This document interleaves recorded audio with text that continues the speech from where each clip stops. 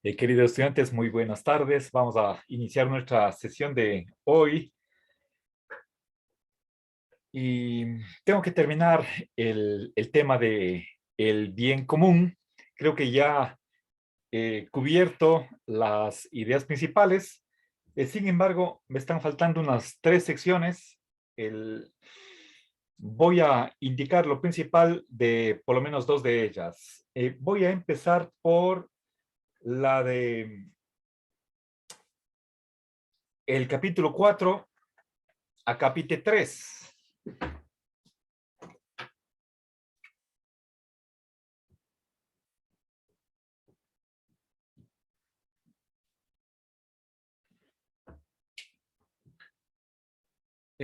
Disculpen, no tengo, a ver, les voy a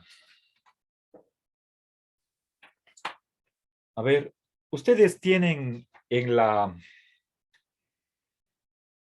el virtual, en la enunciación del deber, de qué página a qué página va esta sección. A ver, si no estoy mal.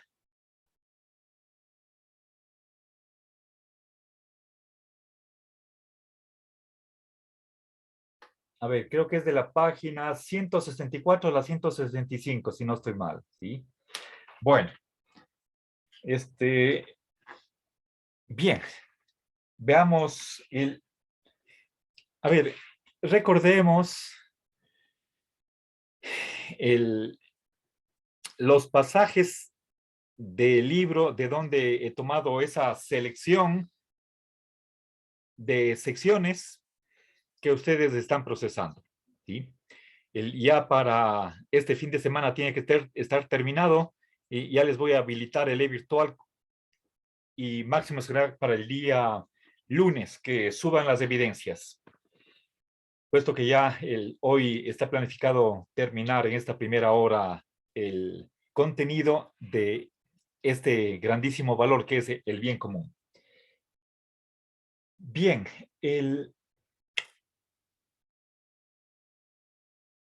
la dificultad, una de las dificultades que se lanzan contra el bien común es la de que no tiene un contenido claro.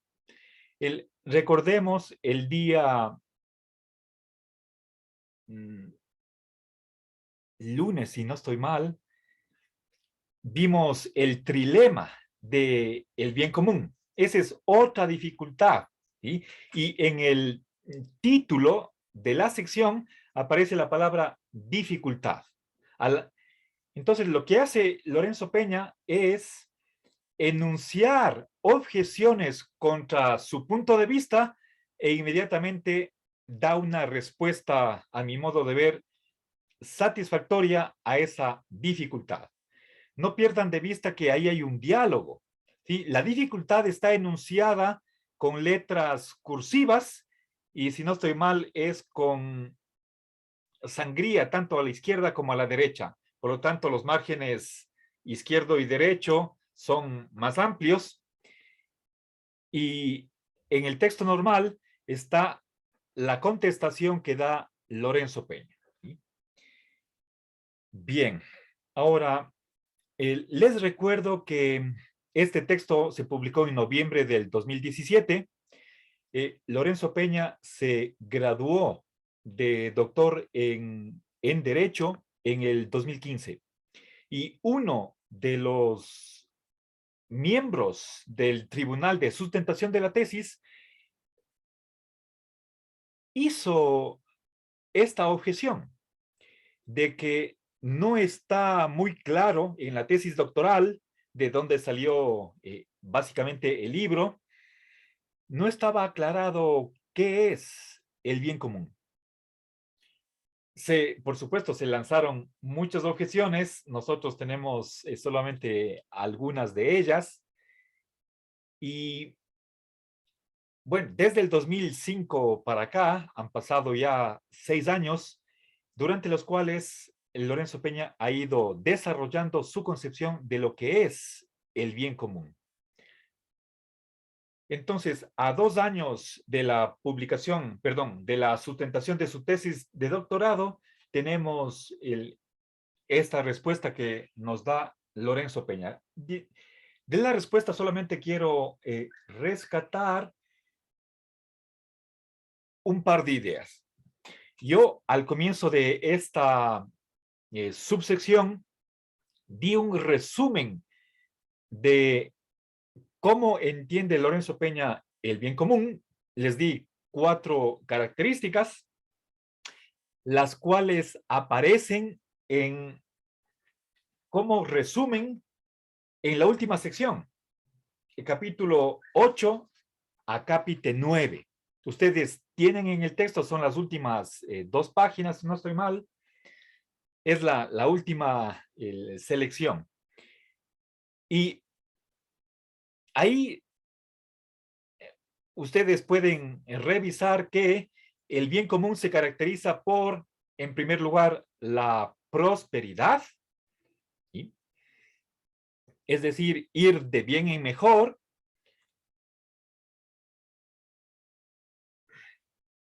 Me falta la segunda característica. A ver, si no estoy mal, es la armonía, luego la unidad y finalmente la participación. Y participación en lo que produce colectivamente la sociedad. Bien, esas 4 características las tomo yo como definitorias del bien común y luego di una serie de rasgos o cualidades suplementarias. Una de ellas es la que está en esta sección número 3 y que es la de que todos los derechos naturales del hombre pertenecen al bien común. ¿Sí?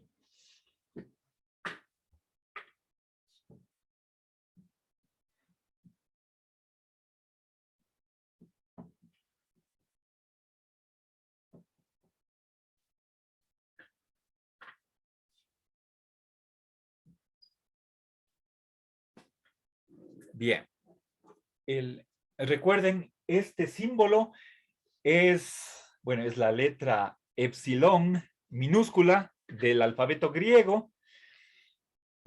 Está tomado de la teoría de conjuntos, significa, o yo le empleo como el verbo pertenecer, ¿sí? O también como el sustantivo elemento, es un miembro de un conjunto. Bien, entonces, sabemos que del bien común se derivan todos los valores jurídicos y en esta sección número 3 se dice que el bien común es la base, el fundamento de los derechos naturales del hombre. ¿Sí? A ver, cuando hablamos de derechos naturales, eso se contrapone a derechos positivos. Los derechos positivos son aquellos que dependen, o mejor dicho, son resultado del decreto de una autoridad. Es decir, los derechos positivos son aquellos que resultan de una decisión política. En el caso de una monarquía será porque el rey así lo quiere, en un estado constitucional será porque esos derechos están reconocidos en el ordenamiento jurídico. Pero en cualquier caso, esos derechos están dependiendo de la autoridad. Esos son derechos positivos. A ver, voy a poner acá.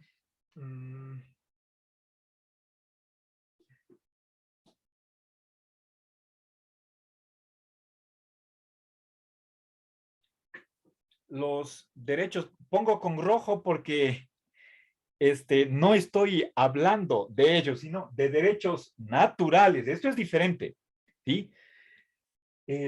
Los derechos positivos surgen o tienen su fuente, su origen en una autoridad.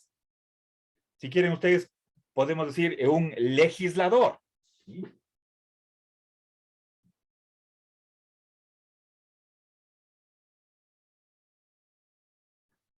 Bien.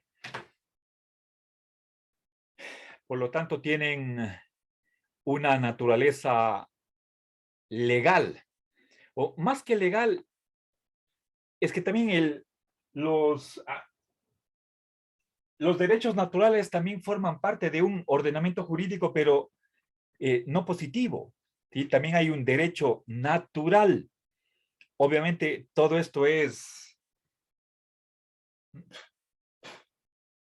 debatible, es una cuestión de filosofía del derecho en la que no podemos entrar, solamente para que ustedes vean el trasfondo de, de esta denominación, ¿sí? Cuando estoy hablando de derechos naturales del ser humano, no estoy hablando de aquellos derechos que están escritos sobre el papel, publicados en el registro oficial y que dependen de una determinada autoridad. No, los derechos naturales son eternos, inmutables, válidos para todo tiempo y lugar. ¿Sí? A ver, obviamente esos derechos son fundamentales, derechos los que en nuestra Constitución están en la sección de derechos del buen vivir. Y si quieren, recordemos, agua y alimentación, vivienda, salud, educación, trabajo, seguridad social, entre otros. Esos son, podemos considerarlos derechos naturales del ser humano. Sabemos que el ser humano es un ser social, es un miembro de una sociedad y por pertenecer a ella, simplemente por ese hecho y nada más, tenemos derechos. ¿Sí? Bien. Eh, esos derechos tienen su fundamento en el bien común. Nosotros ahondaremos más en este tema de los derechos humanos en otra clase. Hay una subunidad, es decir, como una parte de la última unidad, la cuestión de los derechos humanos. Es un grandísimo tema. Aquí lo único que me interesa es que a la base de esos derechos está el bien común. Y ¿sí? Esos derechos son tanto los de libertad cuanto los de bienestar. ¿Sí?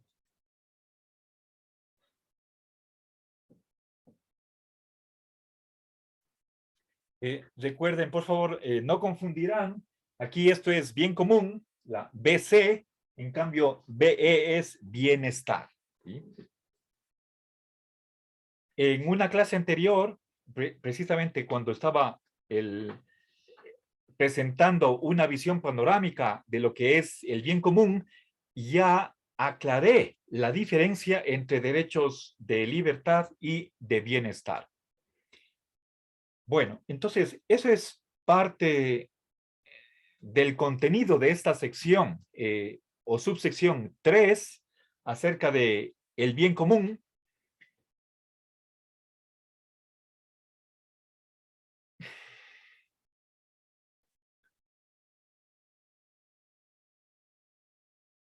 Eh, creo que por anticipado, cuando les di ese compendio de características del bien común, está ahí de modo resumido, sintetizado lo que significa el bien común. Y por lo tanto, esta crítica de que no está claro qué significa el bien común, creo que cae. Eh, bueno, para terminar esta sección, sí quisiera añadir otra idea y es la de que el bien común es la riqueza que es poseída por la sociedad. ¿Sí?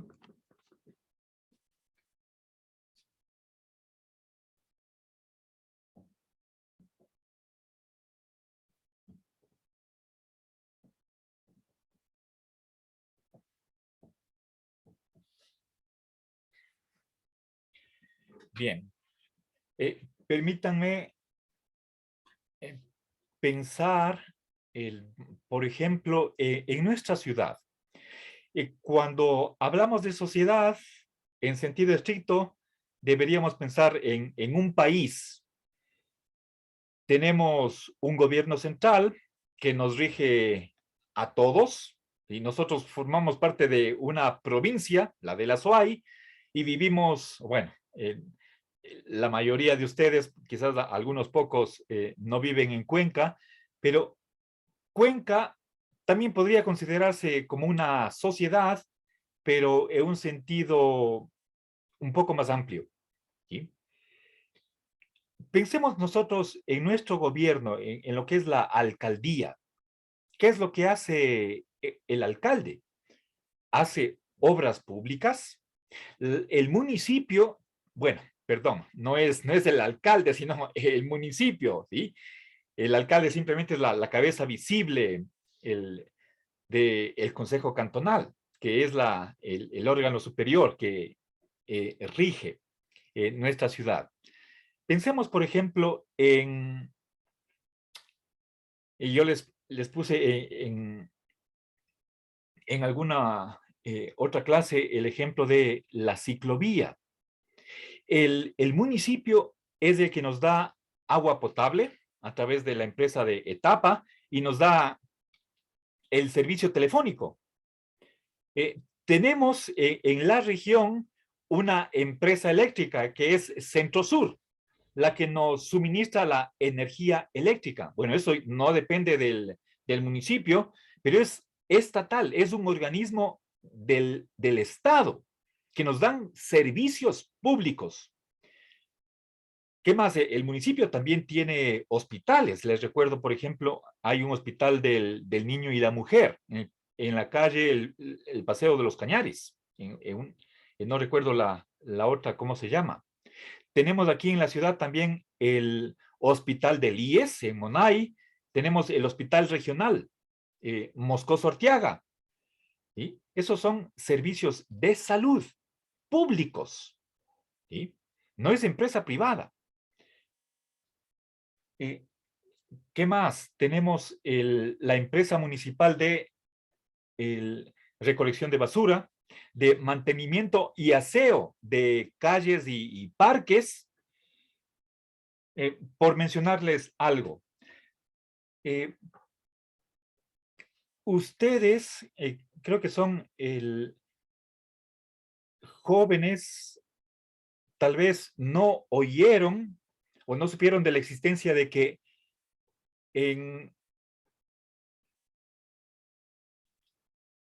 la avenida González Suárez, cuando ustedes pasan la avenida Los Andes, con la dirección hacia Eucaliptos, a mano derecha, a una cuadra de la avenida Los Andes, ahí había una empresa eléctrica del señor Gastón Ramírez, y que era una empresa privada y que daba luz a este sector de Monay.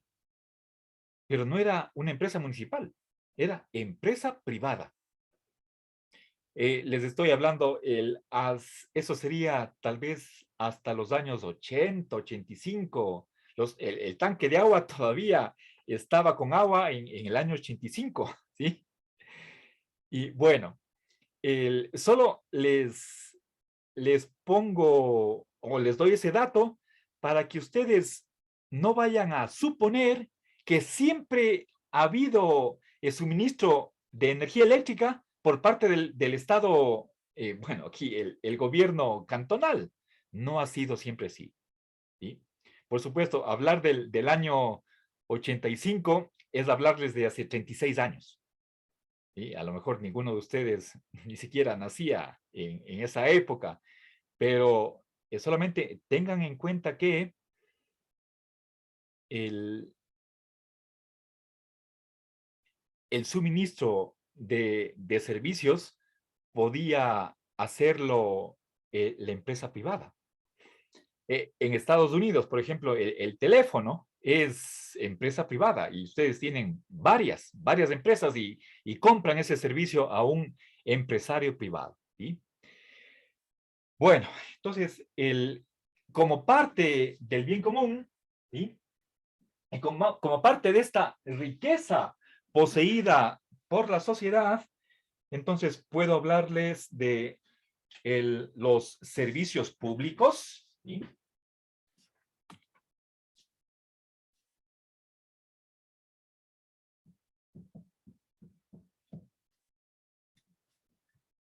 Les he hablado de servicios, ¿sí?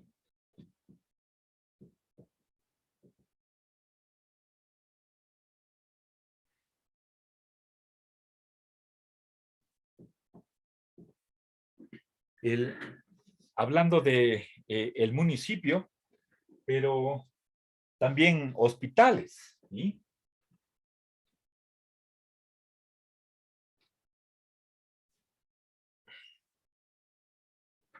Bien, ¿qué más? Eh, obras públicas, ¿sí?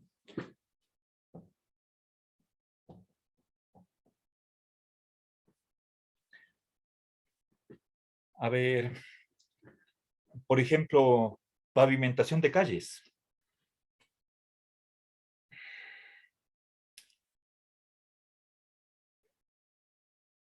No siempre hemos tenido calles pavimentadas. Obviamente, me estoy refiriendo sobre todo a la periferia.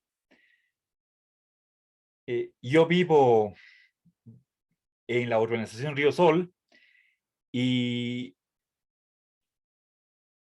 antes la entrada de la urbanización era simplemente de tierra. Pero les estoy hablando de hace unos, más o menos, no es tanto, hace unos 10, 11 años. No teníamos pavimentación.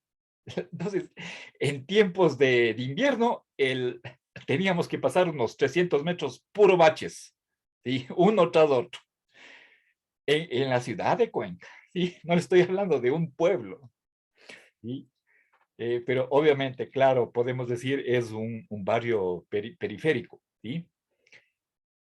Entonces, ¿quién pavimenta? Entonces, el municipio. Ese es nuestro gobierno, ¿sí? Aquí en la ciudad. Bien. Ahora, el, los servicios también podrían ser de bienes, ¿sí? Es decir, producir, por ejemplo, artículos de primera necesidad. Podría ser, me estoy refiriendo a la leche, por ejemplo. La antigua prefectura del Paul Carrasco, en esos tiempos, la prefectura tenía una fábrica de leche, ¿sí? Entonces, como una empresa de la provincia, ¿sí? No sé si continúa eso, pero el, el Estado podría tener producción de azúcar, arroz, cerveza, etcétera, etcétera. No solamente servicios, sino también bienes, el producir cemento, etcétera, etcétera. O sea, cuando hablamos de bienes, ahí no hay el límite a lo que nos podríamos imaginar que produzca el Estado. Todo lo que conseguimos en un supermercado podría producir el Estado, ¿sí? Bien, entonces, eso es poseído por toda la sociedad y forma parte del bien común. Y cuanto mejor es eh, en calidad, eso engrandece el bien común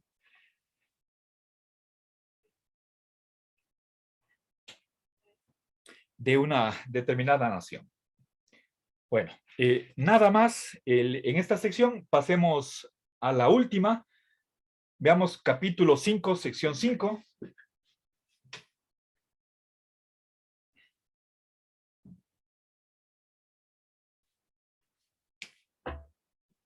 A ver, aquí se lanza la objeción de que el bien común es tautológico. El principio del bien común es tautológico. ¿Sí? A ver, primero explicaré esto de qué se entiende por tautológico. ¿Sí?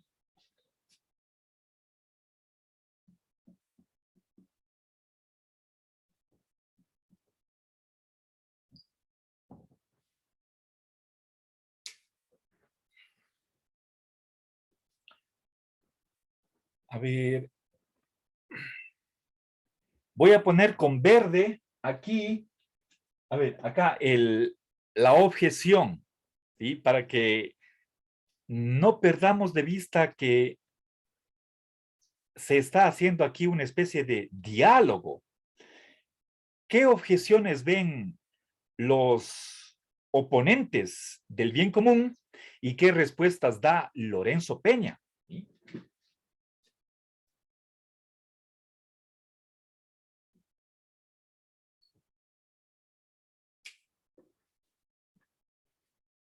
Bien. A ver, verán, lo de tautológico es una palabra que se aplica principalmente en la lógica, aunque no exclusivamente en esa disciplina, y con ello se hace referencia a que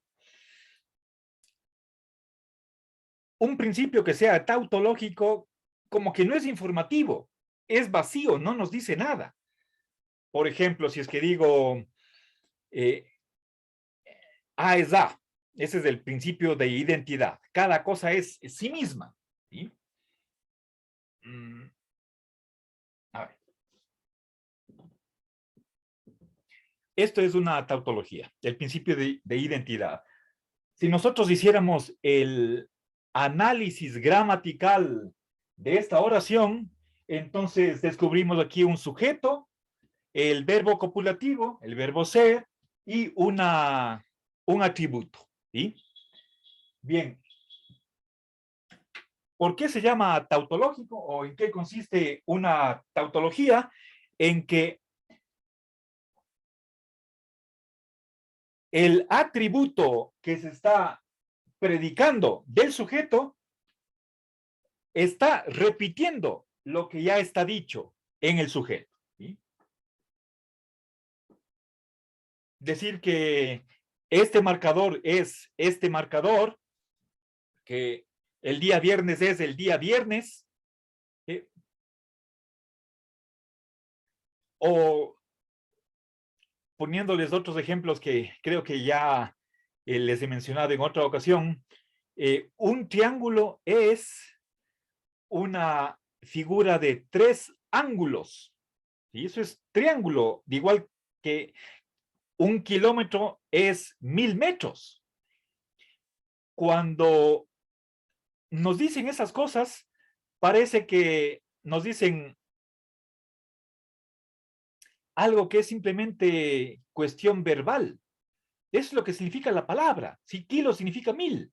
Por lo tanto, kilómetro es 1000 metros. Triángulo es tres ángulos. Entonces, como que no aprendemos nada con esas tautologías. El principio del bien común, cuando nos dice que el bien común es obligatorio, que todos tenemos obligación de realizar el bien común,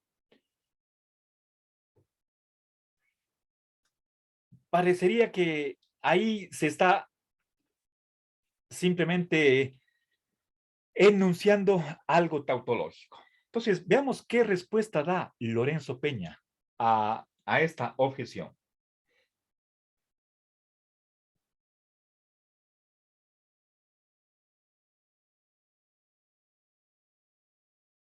A ver, entonces,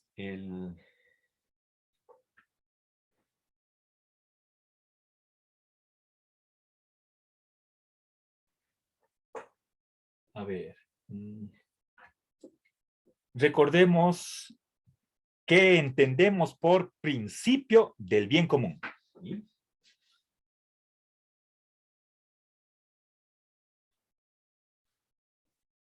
A ver, si no estoy mal, en la clase del día martes empleé, les envié, a propósito, les envié la foto de, bueno, estuve haciendo la transmisión desde la universidad y tuve que emplear el WordPerfect, que es mi procesamiento, mi procesador de textos, en vez del pizarrón, puesto que me olvidé los marcadores y el borrador.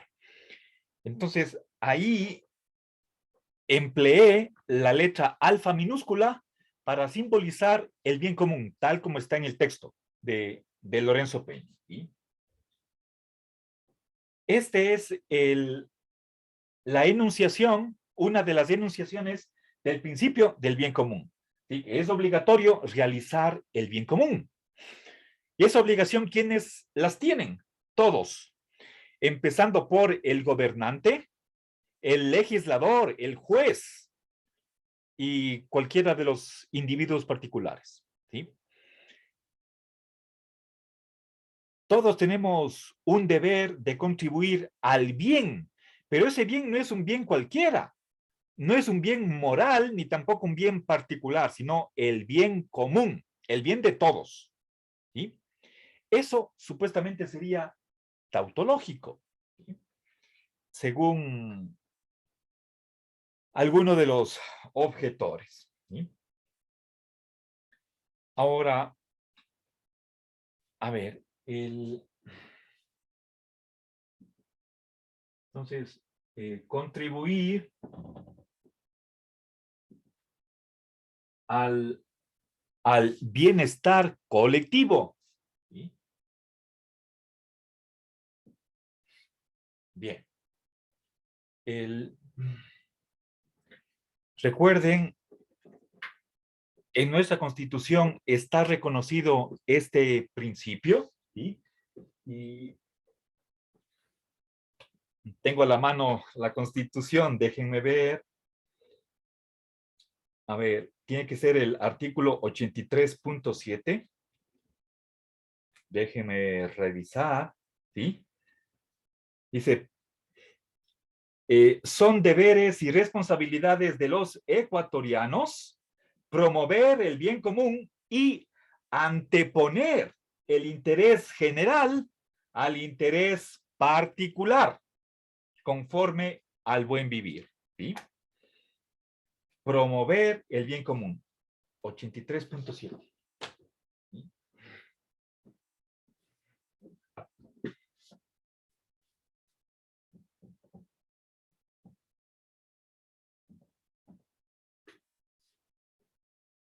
Bien, ahí está el contrapuesto interés general e interés particular. ¿Qué obligación tenemos? La de contribuir al bien común. En caso de que haya un conflicto entre el bien individual y el bien colectivo, prima lo segundo. Pensemos, por ejemplo, en que el municipio esté planificando la construcción de una calle, el trazado de una calle, por donde antes hay un terreno o una casa, va a construirse, va a abrirse una calle. Recuerdo yo en los años 90, a mediados de los 90, se hizo la calle Emiliano Zapata, atrás de lo que ahora es el Monay Shopping. Antes, eso era terrenos privados, ¿sí? No había la calle Emiliano Zapata. ¿Y qué es lo que hace el municipio? En nombre de el bien común, expropia esos terrenos pagando una indemnización a los propietarios y abre la calle. ¿Sí? Bien, entonces eso es anteponer el bien común, un ejemplo de anteponer el bien común al bienestar particular. ¿Sí? Bueno, ahora la respuesta, una de las respuestas que da Lorenzo Peña ante esta objeción de tautológico, es que hay filósofos que se oponen, que no aceptan, que rechazan este principio del bien común, y son los individualistas. A ver.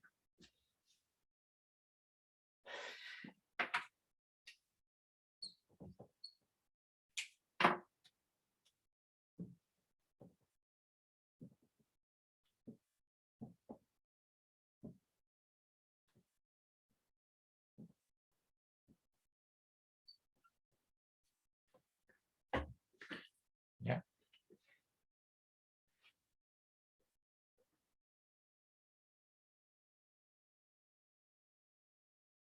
Bien. Entonces, básicamente, ¿quiénes son los individualistas? Aquellos que no admiten que el Estado o la sociedad se encargue de garantizar el bien común, que no es una función del Estado, la de que las personas, todos los individuos, gocen del bien común, de lo que produce la sociedad. Según esta corriente individualista, cada uno debe velar por su propio bien. Ese es el individualismo.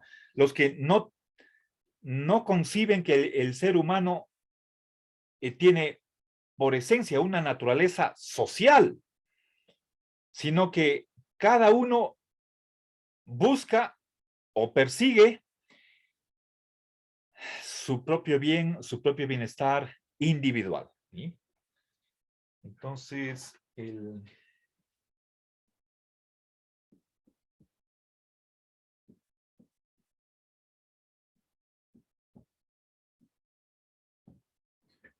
bien. Dentro de esta tendencia individualista, podemos poner tres de los grandes filósofos políticos contemporáneos. Bueno, creo que ya solamente uno de ellos vive, Rawls, Nozick y Philippe Petit.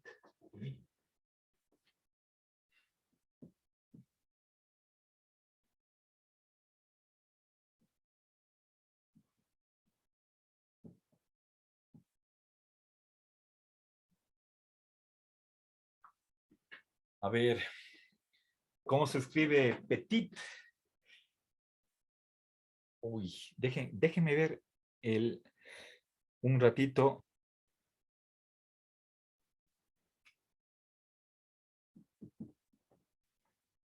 ¿Ya? Bien,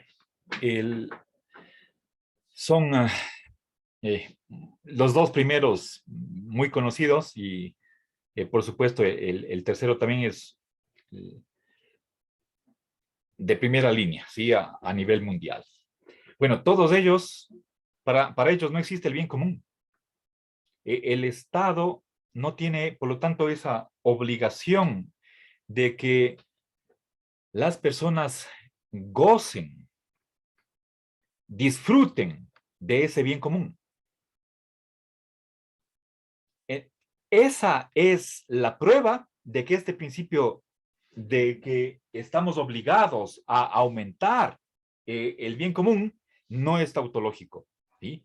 En cambio, si es que alguien se atreviera a decir que un triángulo no es una figura que tiene tres ángulos, entonces le podríamos decir que no sabe lo que está hablando, no conoce el significado de las palabras, o que tiene un significado alterado, alternativo de lo que es triángulo, ¿sí? Un significado tal vez privado, que no lo entendemos cuando utiliza de otro modo. Eso no podríamos decir precisamente de este principio. Si no es tautológico y la prueba está que no, no todo filósofo está de acuerdo con ese principio. Bueno, entonces, con esto termino la sección quinta del capítulo quinto y solo me falta una última sección, es la 9 del capítulo 8, pero que en parte ya estuvo presentada en la primera clase sobre esta subunidad, y las ideas restantes creo que son fáciles de comprender, de modo que con esto daría por terminado la discusión, el análisis de lo que es el valor fundamental, valor jurídico de la convivencia social.